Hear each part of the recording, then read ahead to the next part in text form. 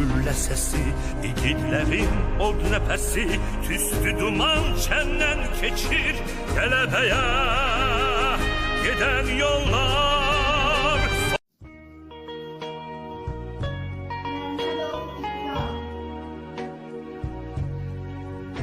Orhan Başlarılı.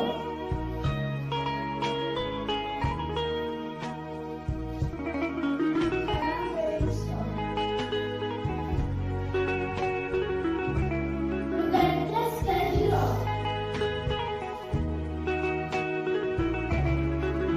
Məcnun Beşir. Səlahlı Hüseynlər. Yalvar Əkrəm.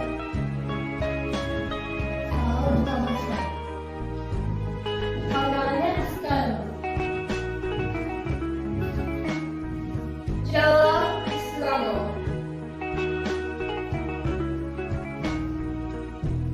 Rahim Serdarlı.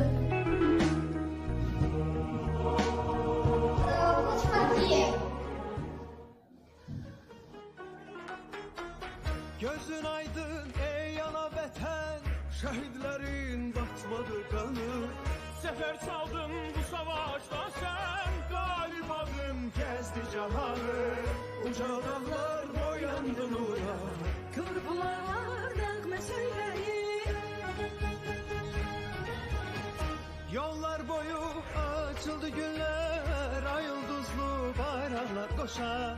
Xar bülbül qalxıb dil təzətər. Bayram edir cəng ilə susar, igid əskər ağ olsun üzün.